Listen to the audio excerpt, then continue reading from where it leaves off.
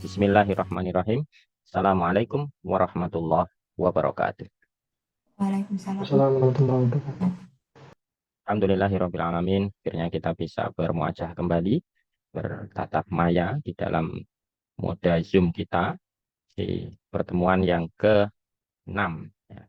Sesuai dengan apa yang sudah tertulis di dalam perencanaan perkuliahan, bahwa pertemuan yang ke-6 ini ada dua agenda.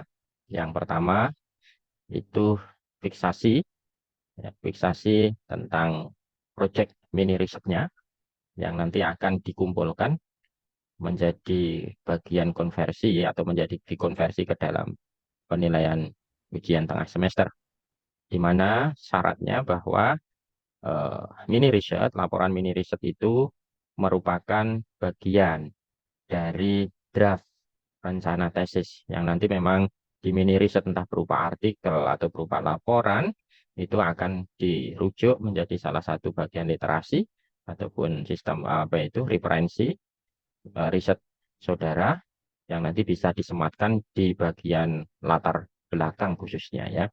Yang kedua, juga nanti dalam perkuliahan kita ini diupayakan nanti setelah selesai semua berkonsultasi ya tentang laporan mini risetnya untuk dilakukan fiksasi, maka saya nanti akan membagikan lembar kerja mahasiswa ya LKM.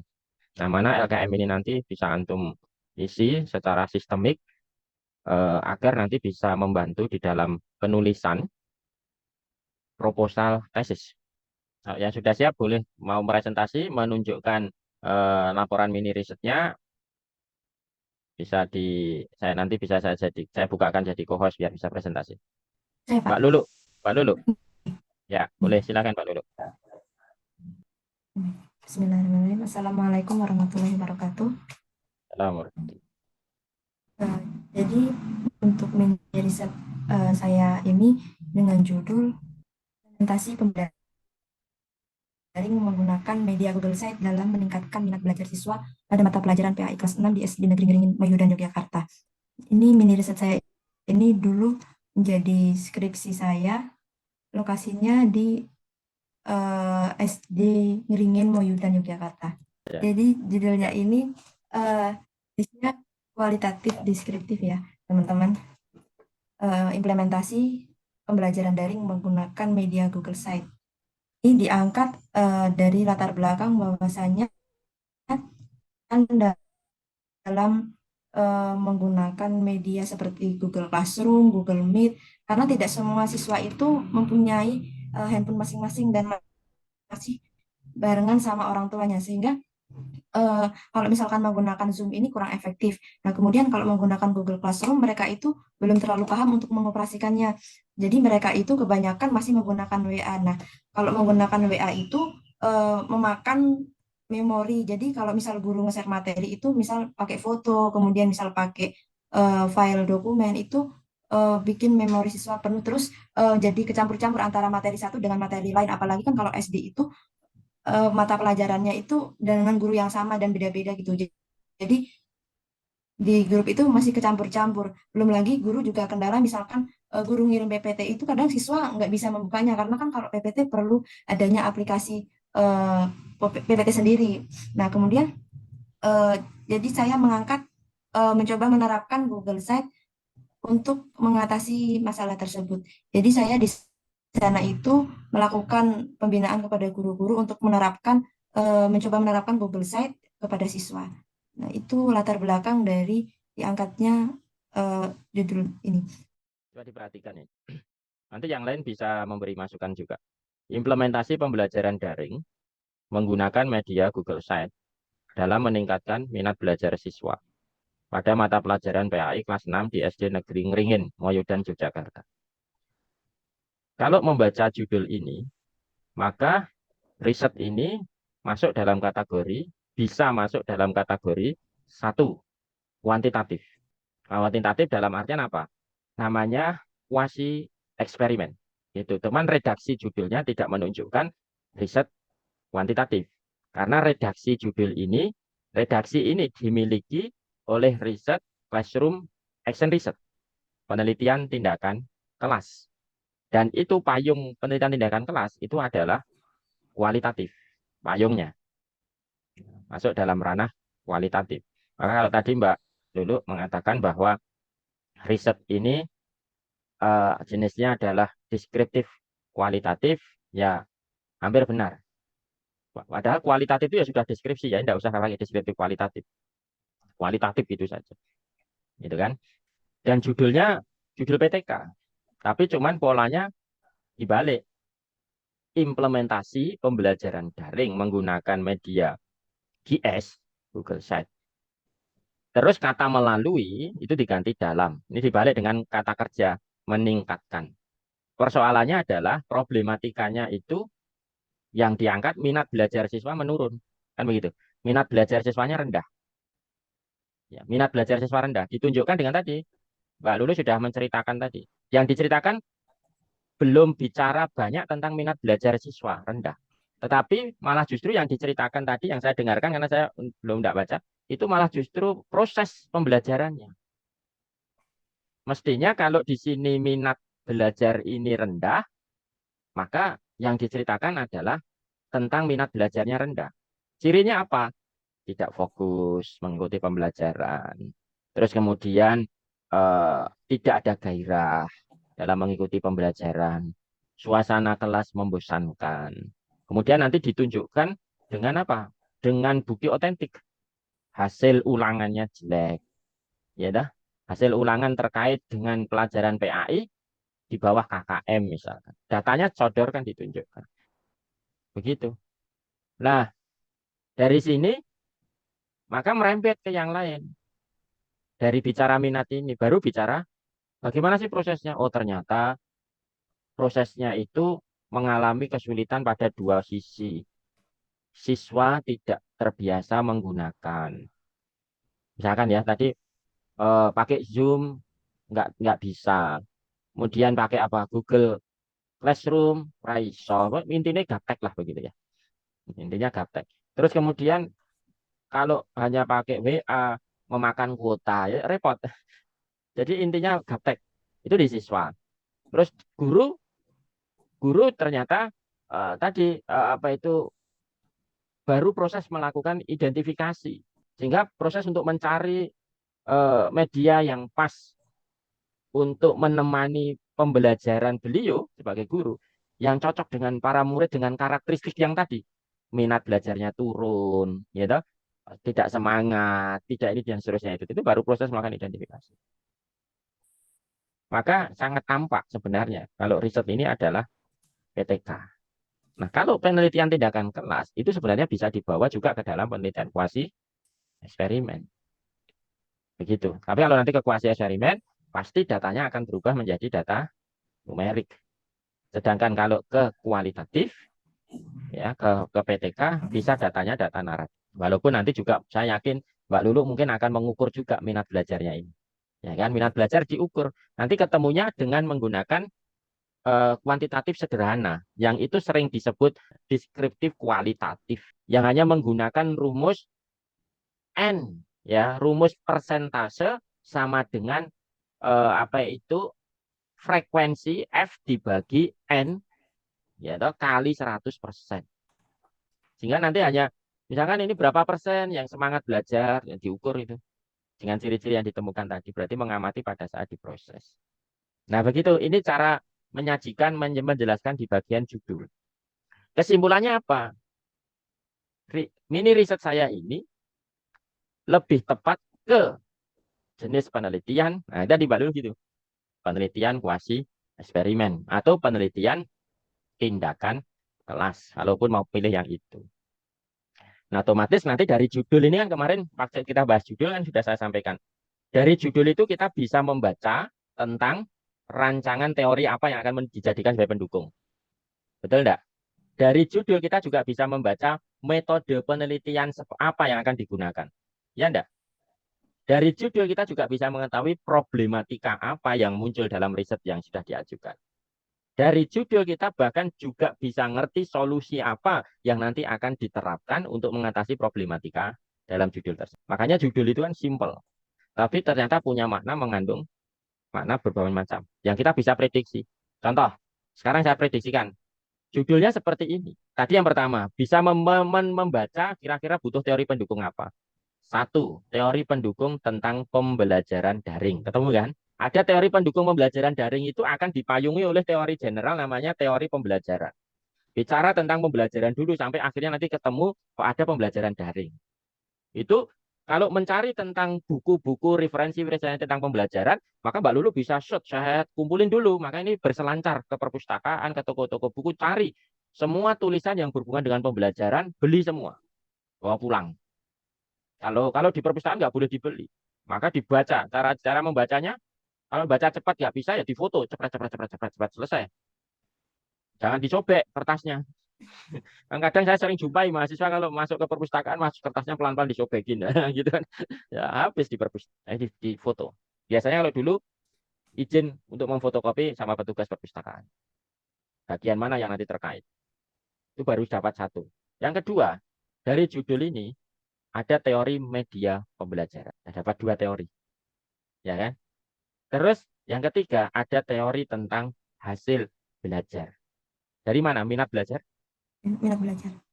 Ya kan? Dari minat belajar itu ada teorinya nanti payungnya hasil belajar. Maka bicara hasil belajar berarti ada kognitif, afektif, dan psikomotorik. Sudah, berarti butuh butuh apa? Tiga teori pendukung dasar. Maka nanti cari referensinya referensi yang memuat tentang satu pembelajaran, referensi-referensi yang memuat tentang media pembelajaran, referensi-referensi yang memuat tentang hasil pembelajaran. Kalau masing-masing ini 20 referensi, sudah 60 referensi.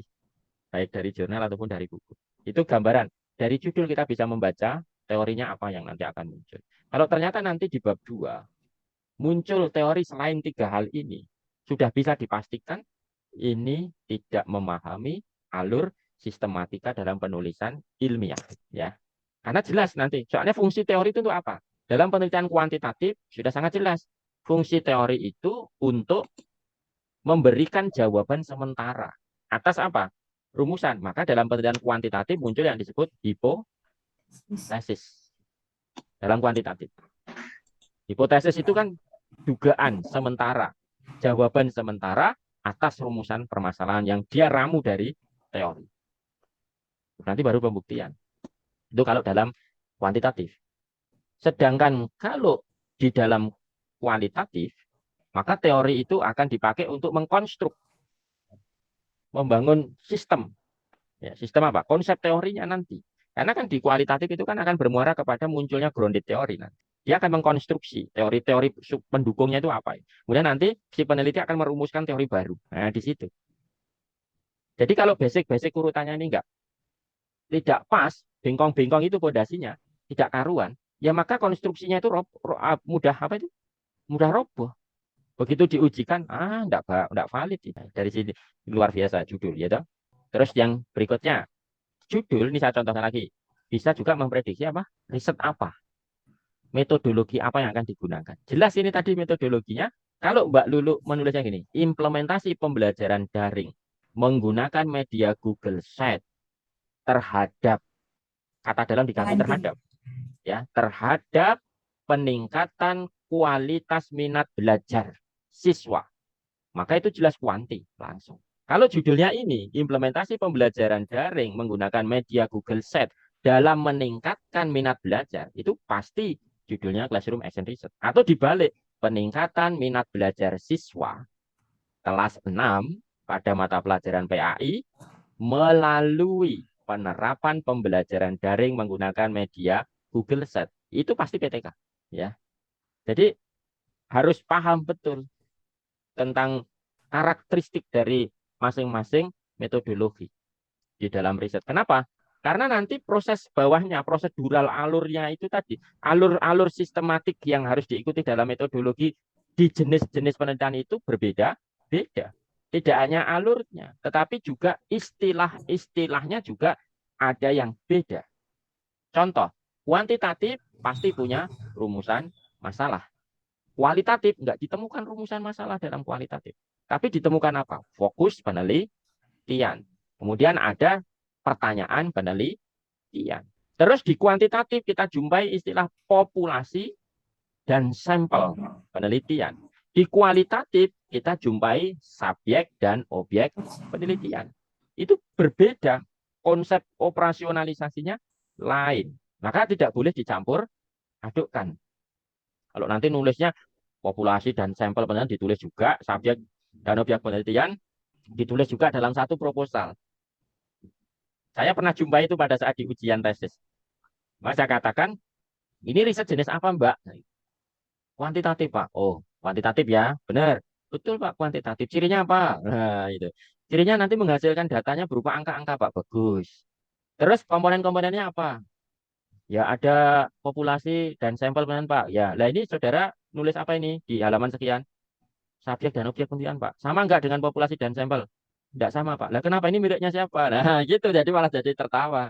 Ya. Kenapa? Karena mungkin saking ketidakyakinan ya.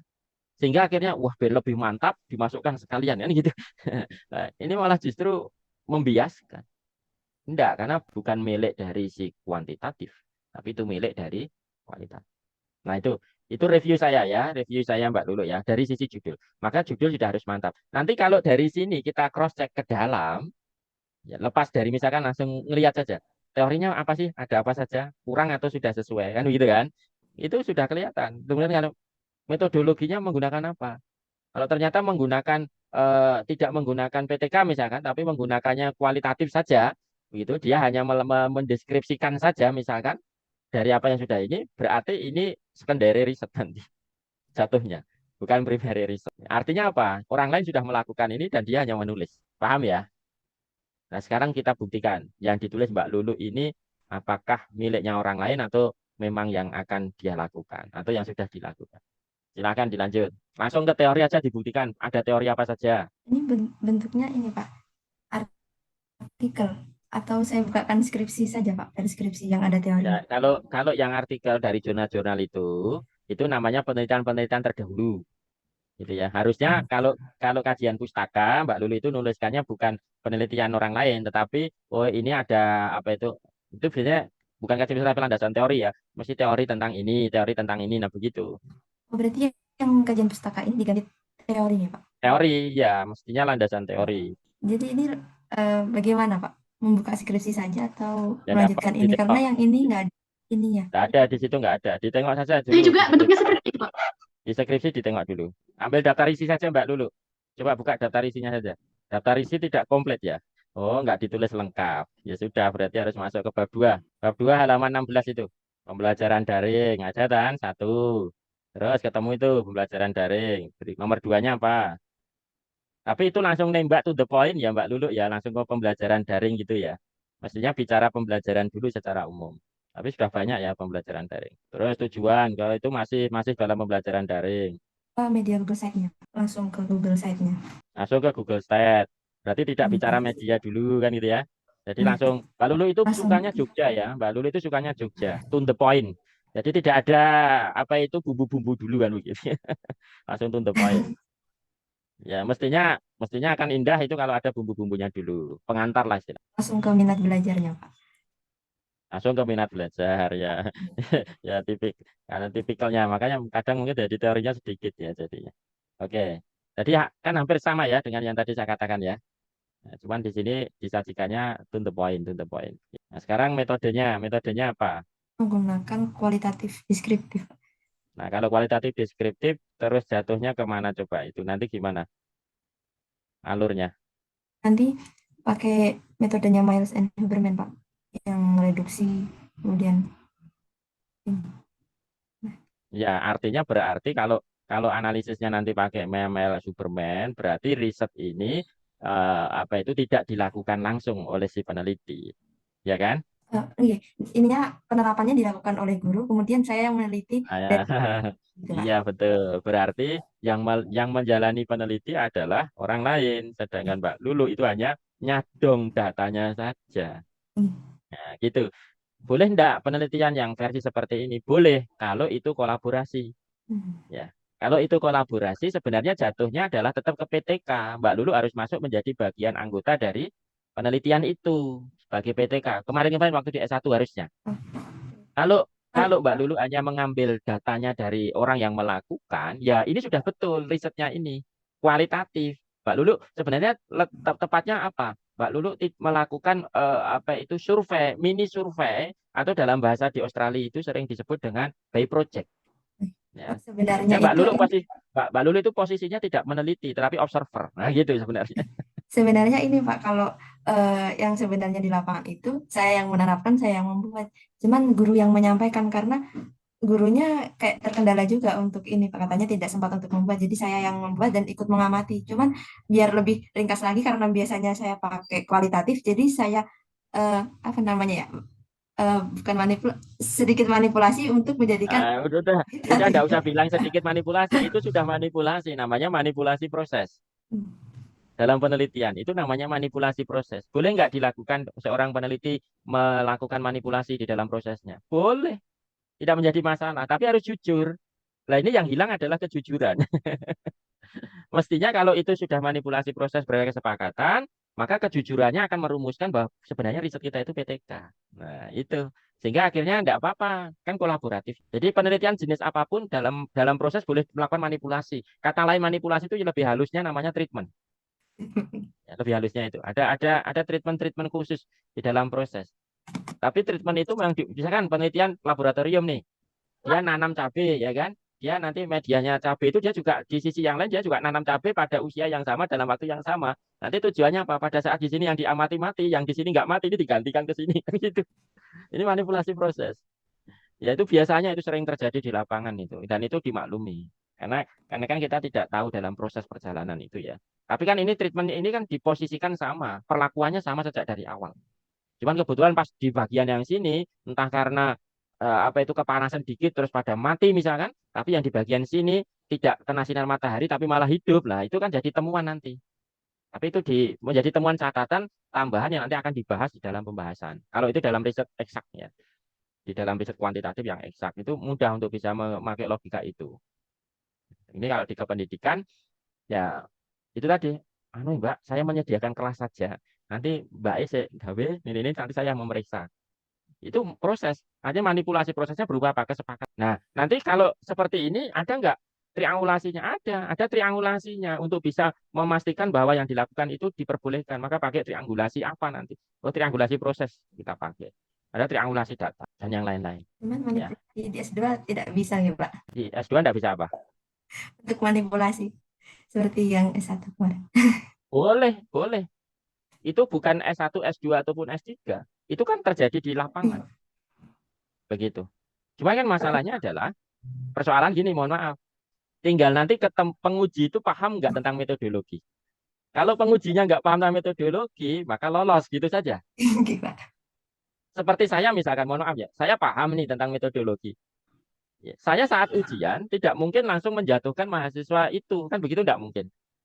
Ya kan, tentunya ini kan tugas pembimbingan pada saat di luar ujian. Saat diuji itu kan kita hanya melihat. Maka kalau nanti Mbak Lulu ngikuti ujian di S2 kita, hampir rata-rata penguji itu selalu pertama mesti menyanjung, bombong dulu.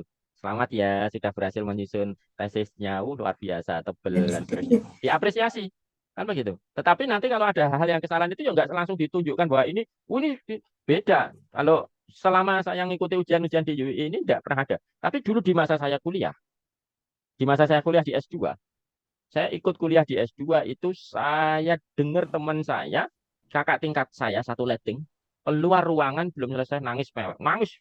Wah, kenapa? Karena diuji oleh profesor yang memang profesor itu menurut para mahasiswa itu disebut killer.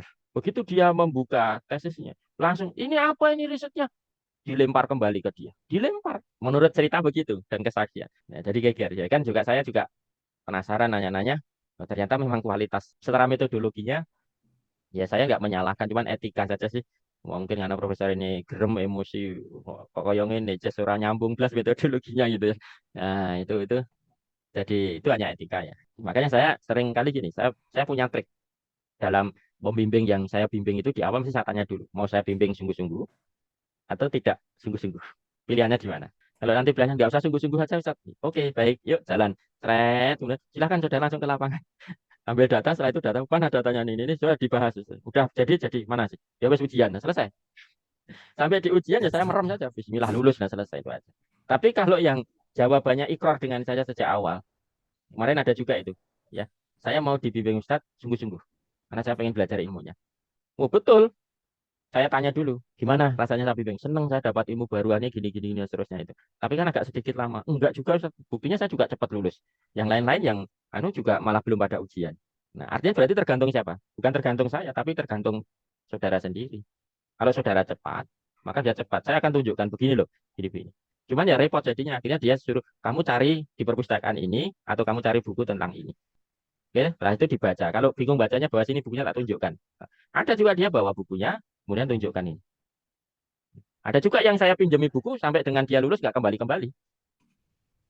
Saya suruh datang ke rumah, ini loh mas bukunya. Ini ya, kamu mau bawa berapa? Bawa 3 dia buku dari saya, tapi nggak kembali-kembali. Setelah lulus itu dia lupa mungkin ya. Ya sudahlah saya ikhlaskan biar perjalanan dia lancar. Buku Metopen sama buku tentang pembelajaran. Nah, ya wis lah aku. Karena mungkin ya lupa gitu ya. Karena dulu juga iklannya mau mau dibimbing sungguh-sungguh. Gitu. Itu proses Mbak Lulu. Jadi manipulasi proses itu jangan memandang level S1, S2 ataupun S3. Itu terjadi di mana saja. Ya, saya mengatakan ini karena ini proses kita ya, proses perkuliahan kita. Bukan proses pengujian loh ya. Paham ya? Ya, ini proses mengedukasi dalam perkuliahan. Nah, dari sisi ilmu metodologi yang real kurang pas. Tapi Mbak Lulu memaksakan diri dipas-paskan ya. Makanya saran saya, ini mini risetnya, oh, ini mini riset ya. Jangan bikin laporan yang kayak gini. Mini risetnya buat artikel saja. Artikel dari hasil ini Mbak Lulu. Kan nanti kalau di artikel kan hanya menyajikan data. Metodologinya bisa ngambil sebagian yang dari sini. Begitu kan. Terus kemudian tinggal dibahas temuannya. Selesai. Dipresentasikan. Kan belum dipresentasikan, dipublikasikan kan Mbak Lulu? Oh, belum, Pak. Maksudnya secara dipublish di media belum ya? Di Belum, proceeding, di Pak. jurnal belum kan? Nah, Belum. apalagi aman. Data ini masih data Mbak Lulu. Nanti konsultasi ke saya begitu. Tapi perjanjian ya. Saya autor dua tuh. Iya, auto dong. Nah, artinya nanti berarti autor dua itu kan harus punya kontribusi apa nanti untuk memperbaiki supaya ini nanti bisa memiliki nilai kredibilitas yang bisa dipertanggungjawabkan. Kan begitu. Nanti dibikin bagian dari ini buat artikelnya. Kemarin kan dari share untuk laporan mini risetnya ya.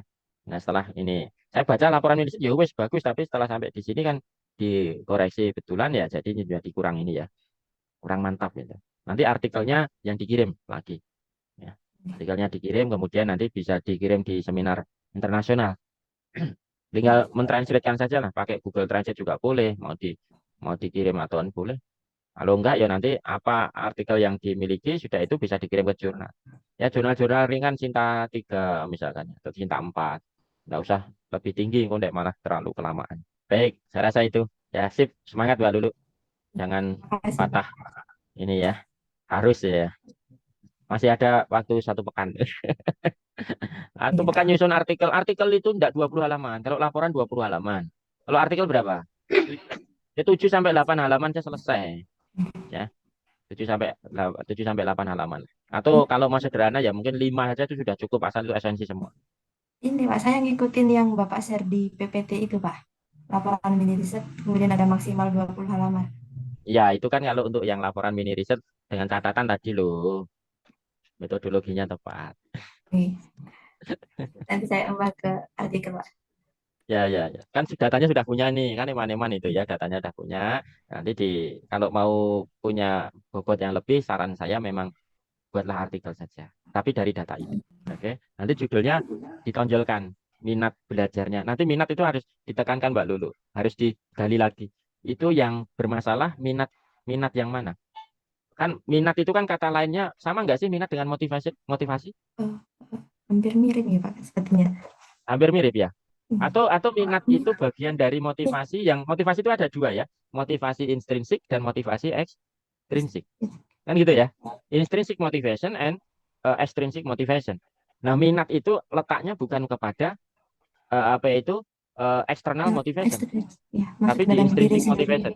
Kan begitu ya. Letaknya ada di dalam motivasi dalam. Mungkin sebegitu. Nah, ini mungkin ini masih mestinya harus ada teori tentang motivasi, mestinya kan.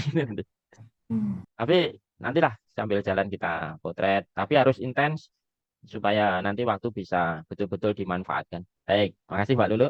Silakan teman yang Makasih. lain ada.